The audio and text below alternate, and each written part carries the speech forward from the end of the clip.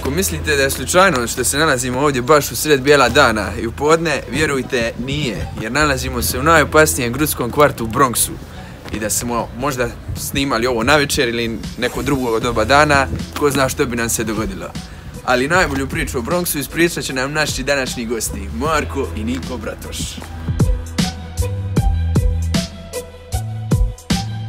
Što je ovo? Ovo je simbol Bronxa i simbol Grude. A zašto ga ne date? Vidite koliko on proživio svega, pogledaj.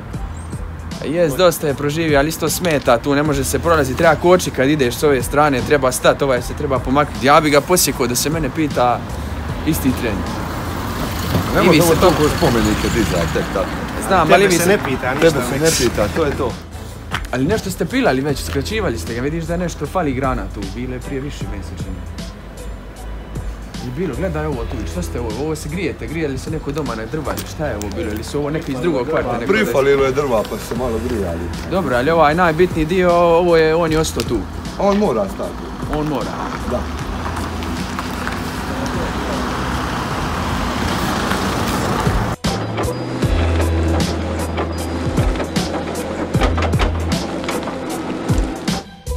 U Bronxu je najveći problem promet, ne može se uopće šetati po putu, ne može se ništa, ali to je, zato radite sad autocestu. Kao što se vidi, tu je autocesta, dolje ćemo još malo snimiti bagere. Da, vidit ćete autocestu koja povezuje Bronx i centar. Znači, nova autocesta Bronx i centar. Znači, underground ide i će li samo biti kroz Bronx ili će biti kroz cijelu Grudu? To je, jer pošto nismo na Gornjoj Grudi smo već snimali i već nije bilo još ništa. Ali doći i do tamo. Doći i do tamo. Znači prvo vi ste zaprijetili, bio je najopasniji dio. A i najprometniji dio, pa moji se prvo treba riješiti, lako ćemo nešto čekati. Onda lako ćemo snimiti ovo. Zamislite da imamo da ovo raderanje, gotovo već. Jes.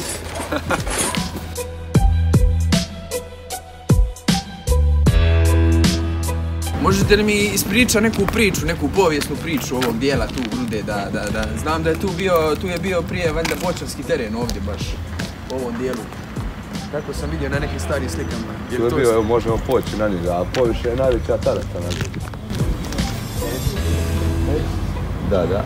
I što se tu... Kako se niko voljeno, tu su bili veliki mečevi bočarski prije. Veliki bočarski mečevi. Ali jebi ga, nismo nikad gledali to. Nažalost. Ovdje se događaju veliki open air partiji. Da, pa eto, to je to što smo rekli, ali dobro, to su ti partiji koji odišu drogom i prostitucijom, to su ti tipovi partija ako pravi za Bronx. Znači, taraca je inače popularna još po tome kad su bili ovi zadnji veliki neredi u Bronxu, kad je tu bio onaj grafit veliki, kad je policija napadala, gore su se palile bengalke, stavili transparenti. Da. Ali dobro, mislim, ja razumijem da vas ne smijem pitat neke stvari više. Ali mi ne smijemo ni pričati o svemu. Znam, ja nisam ni očekivao puno od vas danas, samo eto da mi potvrdite neke te stare teze. Vidite, ovdje je bio šator. Tu je bio šator? Da. Prije koliko je to godina bilo? Prije 6-7. To su bili neki migranti također. Migranti, da. Mislim da ih je neko dala.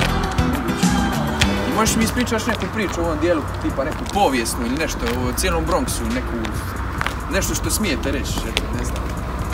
A malo je to što smijemo reći. Ne bi smijeli baš pričati.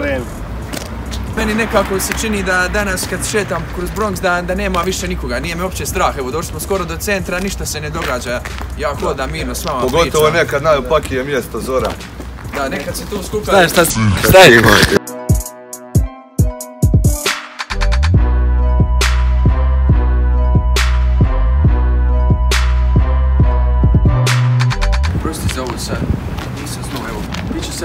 Dogovorili obećaje, sve će mi kako smo se dogovorili. Zajebani su.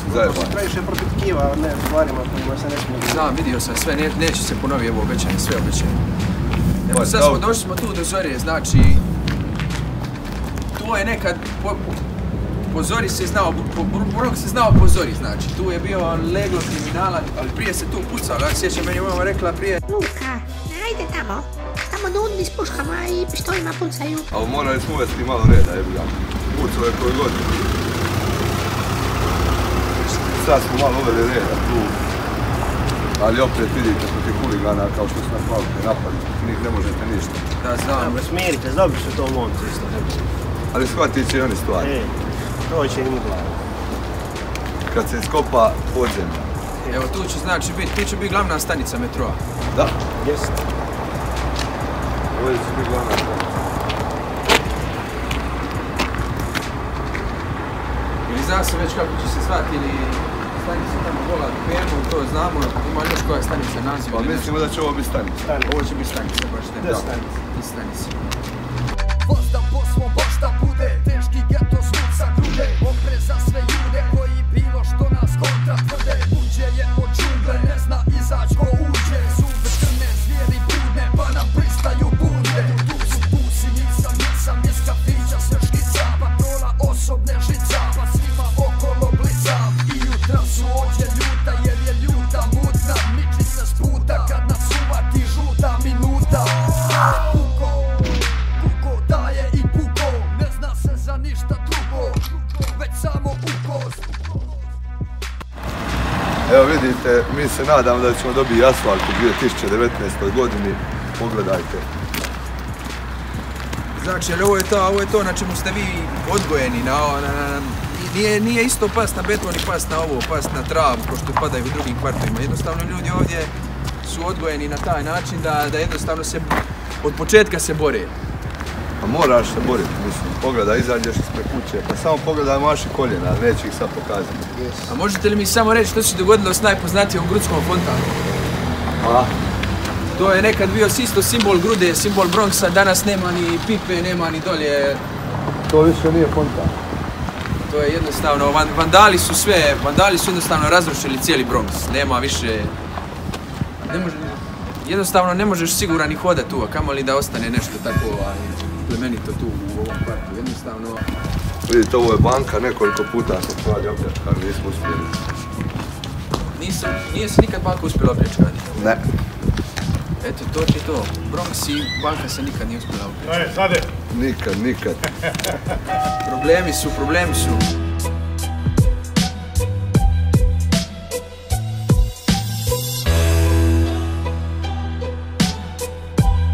Je li ovo možda razlog zašto je odvjetnik baš u Bronxu? Ili baš upravo zbog te stope kriminala što nas mora braniti kriminalce? Pa baš zbog tega je on tu. I vjerujte mi, ima posla. Ima posla koliko god ćeš.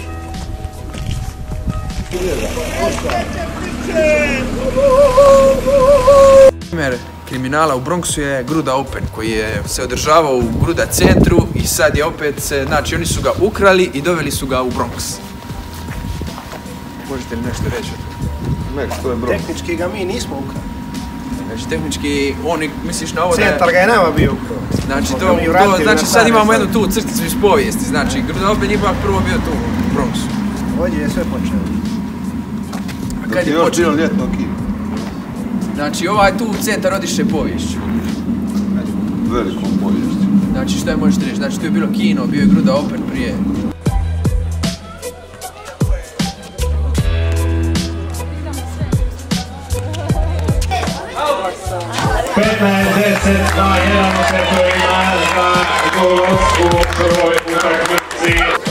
Znači sad smo opet tu u graničnom dijelu koji opet znači privlači ljude koji mogu tu doći jeti navečer da igraju Gruda Open, da gledaju, da popiju piće. Ovo je nekamo reći tampon zona. Ovdje se mora tražiti dopuštenje generala Solda. Znači svi koji dolaze prvo idu na generala Solda, znači onda je do propusnicu i onda se dolazi se tu na Gruda Open. Evo tu se u Bronxu još nalazi zgrada općine Konavle, znači oni su se, znači sad Gruda centar je zapravo ostalo još jedno po imenu centar, sve se lagano preselilo u Bronx. Ali postoji jedna legenda o penjaču koji je pao sa krova doma, to istina. Da. Kad se to dogodilo? Ili preživio, šta je bilo? Što se dogodilo? Preživio je. Jesu li ove kamere išta snimili? Kažu da je postao pametniji od kad je pao od ozgo. Nemoj zemlju. Da. Znači on je pao od ozgo i postaje pametniji. Kažu da je postao pametniji. Je li to probao još neko iza njega može da Pa probalo ih je dosta, ali nije se niko pametniji. Nije se niko pametniji, znači jedino je na njemu to djelovalo.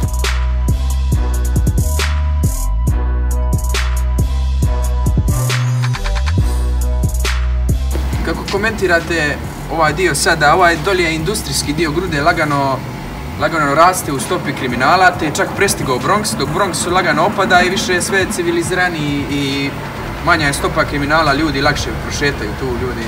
Jer ipak dolje su sad, na industriji se nalaze svi ovi nebeski letači s opasnim nabrijanim autima, prolijeću preko magistrale, preko Grude. Stopa kriminala uvijek dolje u zadnjih 10 godina raste, a ovdje opada. I policija je svoje sjedište preselila na industriju, tako da je to veoma opasno kvart. S razlogom je preselila? Da. Još uvijek mislite da ste vi opasniji od njih ili? Pa mislim da industrija kreće vrlo dobrim stopama da bude opasnija od Bronxa. Imaju kapacitet. Imaju, definitivno imaju. Definitivno imaju kapacitet. Jao, pa jedna te prođe kad vidiš nekad. Teško je proći dolje, pogotovo po noći. Opasno. Veoma opasno.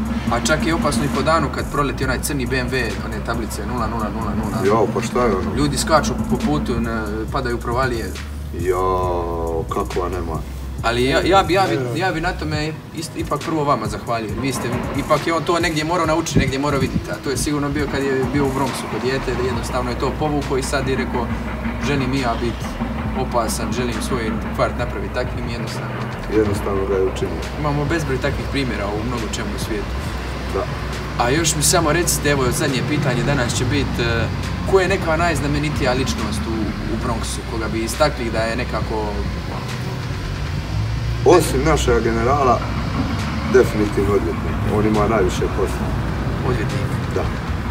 Imate li vi neko iskustvo s odvjetnikom možda? Baš ovim đavoljim odvjetnikom, kako mu tepaju u Bronxu? Pa svaki iz Bronxa ima iskustvo s odvjetnikom. Zanimljivo. Iako sve manje ima posla ovdje. Čak razmišlja da preseli svoj ured na industriju. Na industriju, da. Pa super. Čak on to razmišlja, ne znam koliko je to pametno. Znate što se događa odvjetnicima u takvim mjestima. Da, istina. Ali eto, ako je preživio toliko godina u Bronxu, mislim da... A mislim da će preživjeti dalje na industriji. Slažem se. Da. Uteko je.